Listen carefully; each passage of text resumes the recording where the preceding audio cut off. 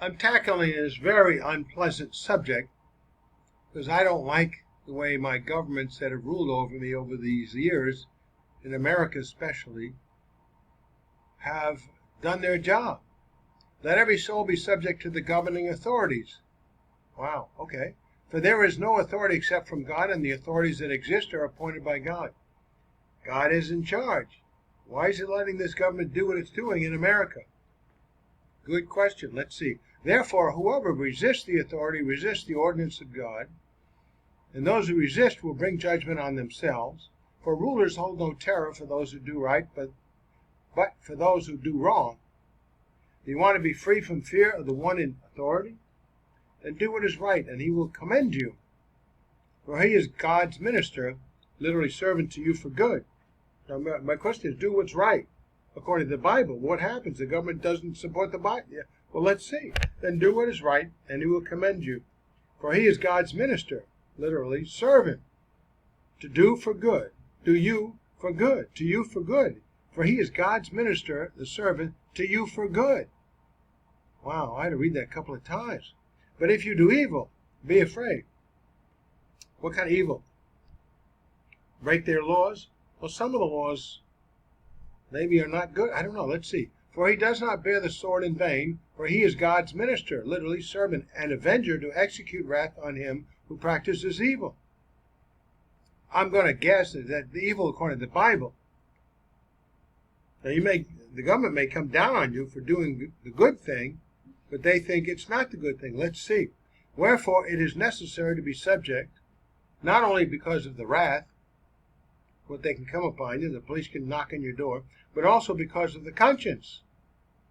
Since ruling authorities are appointed by God, Romans 13:2, and since the character of ruling authorities varies from godly to ungodly, mostly the latter, largely reflecting the people they rule, then groups of people forming high rulerships, villages, cities, nations, etc., receive from God the kind of government that they deserve.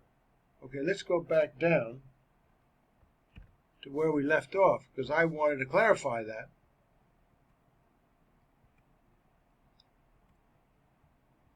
So, in order to be blessed by God with a godly ruling authority, the people's actions and responses to their God-given consciences must largely be godly and free from reflecting an unwillingness to submit to governmental rulers, even when the rulers are evil, inept, or corrupt, which is most often the case. See, I'm making a point here. So even personal accusations from rulers cannot be answered in a manner which, even if true, undermine the authority of one's rulers. An accusation of a government ruler of corruption, ineptitude, greed, evil, etc., in a manner which, in the ruler's mind, encourages rebellion against his authority or undermines his authority is not justified before God. Even if the accusation is true, God put that ruler in place and will take him out by godly means and not through ungodly tactics, or you're butting in. When rulers can be changed by some kind of election, godly tactics must be used by the candidates or suffer the consequences. So smear campaigns, evil debating tactics, innuendo wars are not permitted. False accusations by incumbent rulers toward others, no matter how evil and untrue, can only be answered in such a fashion that does not undermine the authority of that incumbent ruler. This leaves the result in God's hands, an example of walking by faith. God will take care of the government, and he'll give you protection. The campaign of the godly man is to be the same as his godly lifestyle, one of walking by faith as an example to others. So if you go ahead and do a campaign, even in where I live now, if you're a Democrat or Republican, they have nasty things to say, and they have tactics they want to perform, and they actually attribute things that they are ungodly, that their government, they want them to do. Like abortion. Oh yeah, that's a woman's right. But if you look at the Bible, I don't go by the Bible. See? So they're liable for punishment. If the nation seeks a godly ruler who is supported by God himself, then he will be placed in a position as ruler by God through election or other means. All right, so let's keep reading. This is a tough one. God is a holy and righteous God who does not contradict himself by commanding rulers or believers to issue or obey unrighteous commands, respectively. So the believer is to refuse to obey commands. that violate the holiness of God in a manner which still respects governmental authority. Does that answer the question? Kinda. It's a matter of patience and faith, because the government is not going to be around forever, but you are. So where will you be, and how will you be rewarded relative to especially this issue of how you allow the government that God placed over you to rule you? Okay, so we read these verses. Let's move on. Although Romans 13, 1-5 make it clear that believers are commanded by God to be subject to their governing authorities, this is not to say that the believer must obey commands from the governmental authority which violate God's righteousness. For it is God, the righteous one, who commands righteousness, not evil, who has placed all rulers in positions of authority. I look at it this way. The government has some rules and regulations that are not godly. And how you obey them, you shouldn't if they're not godly. But do you go outright to undermine the authority of the government that has those rules of authority? For that reason, I don't try to violate local statutes and prevent people physically from going into an abortion clinic. I was asked to do that years ago, and I don't want to violate a law to do that. Pray about it. You may be able to talk to people outside their rule, and a lot of people would do that, but allow the people to pass by on the sidewalk.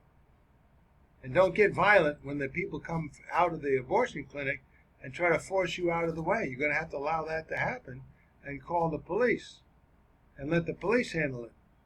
That's the authority of the government. So God is a holy and righteous God who does not contradict himself by commanding rulers or believers to issue or obey unrighteous commands, respectively. Romans 6:13. Do not offer the parts of your body to sin as instruments of wickedness, but rather offer yourselves to God as those who have been brought from death to life, and offer the parts of your body to him as instruments of righteousness. So you can't do evil to fight evil. So the believer must refuse to obey commands that violate the holiness of God in a manner which still respects governmental authority. The believer must depart the rulership or freely submit to the decision of his rulers when he decides to stand firm in the holiness of God by refusing to obey an ungodly command. This might lead to persecution and martyrdom, possibilities in the Christian life. Or God may work the situation out favorably for the faithful believer, which is more often than the case. By reacting in a submissive manner to one's rulers, yet refusing to obey commands that violate the holiness of God, which the former includes a godly conscience, free from mental attitude of rebelliousness, the believer remains faithful to God's holiness, as well as God's command to submit to governmental authorities. This implication is one of faith in God to work each situation out in accordance with his sovereignty and not yours. Take a look at Romans 8:28. And we have known that to those loving God all things do work together for godly good, to those who are called according to his purpose. Notice that believers, those who are called according to his purpose, who are demonstrating obedience to God's commands, will have all things work together for godly good. You may go through some testing. And these days, we don't suffer the potential martyrdom that maybe other countries in the world would. Yet there are Christians over there that do. Wow. Expositor says, the circumstance may arise in which he may choose between obeying God and obeying men. But even then, he must be submissive to the extent that, if his Christian convictions do not permit his compliance, he will accept the consequences of his refusal. More often than not in this country, you can do it in the name of the religious beliefs that you have, and a lot of times the governmental authority will back off. To those to whom submission must be rendered are called governing authorities. The first word, exousia, is not a specific or technical term. It simply means those who are over others. With respect to the second word, archon, we find Paul using it with reference to Roman rulers, specifically those who ruled in the name of Rome over the Jews in Palestine. So Paul makes a sweeping statement when he says, there is no authority except that which God has established. To those who refuse submission are in rebellion against what God has ordained. In verses 3 and 4, a few years after Paul wrote these words, Nero launched a persecution against the church at Rome. Multitudes martyred, lost their lives. Later on, other emperors would lash out against Christians in several ways of persecution stretching over more than 2 centuries. However, the empire did not persecute Christians for their good works, and not directly because of their faith, but rather, as Stifler observed, because of the mistaken notion that the peace and safety of the state was imperiled by the Christians' refusal to honor the gods. Because I think every year all the Christians had to go in there and show obeisance to the emperor and a particular Roman god. If they didn't do that, they were liable for martyrdom, punishment of some kind. The principle of Romans 8:28, whereby God finds ways to bring good out of apparent evil, so that even in the event that the state should turn against the people of God in a way that could rightly be termed evil, he will bring good out of it in the long run. The state is presented as God's servant to extend commendation to the one who does good, and conversely to punish the wrongdoer.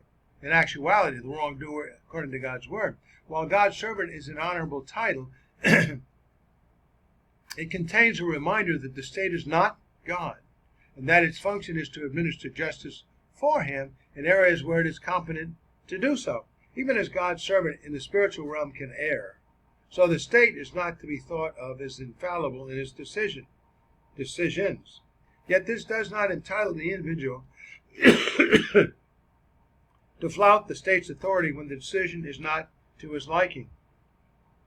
The warning to the believer to avoid evil carries with it the admonition that if this warning is neglected, fear will be in order because the authority has the power to use the sword. This refers to public acts that would threaten the well-being or security of the state. You might try to make a godly appeal for something that you think is biblical, and it may be, but you don't do it in the sense of creating a crowd, a violent crowd, or something that is beyond what you should be doing, breaking some particular laws of public assembly and so on. In bringing this portion of the discussion to a close, Paul advances 2 reasons why the Christian must be in submission to the state. One is the threat of punishment. The Greek word is orge, or wrath, orge, or the wrath, orge, if one does not put himself in subjection. This appeal is based on personal advantage, the instinct of self-preservation. To defy the state could mean death. The other reason is conscience, responsible awareness that the ultimate foundations, both of one's own being and also the state, are in God. Okay, let's go to Romans 13 and 6 and 7. So far I can see a way. I have to be godly all times. Don't go out of my way. Control my temper. Things go wrong. You have an issue. It's ungodly to kill babies in the womb. But you can't do another ungodly thing. And because of that, the government doing it, or a particular abortion clinic, or whatever, or I can't think of other things too. Anyway, 6 to 7. For because of this you also pay taxes, for they are God's ministers, attending continually to this very thing. So you can't not pay taxes because the government is doing things you don't like. Render therefore to all their due, taxes to whom taxes are due, customs to whom customs, fear to whom fear, honor to whom honor, regardless of how despicable their behavior. Because God has seen to it that they're in sovereign. And the thing that helps me a little bit, Louis Sperry Chafer, founder of Dallas Theological Seminary, and writer of many valuable expository books on the Bible, says people deserve the government, get the government they deserve. And you may be a citizen in there as a godly person, but by and large, I don't see America as Christian. So I see the government of America as non-Christian, that maybe is more punitive than it should be. But that's God's sovereignty. Governmental rulers are God's ministers, and no matter how unworthy, require financial support because they are appointed by God to function in their position to attend to the purposes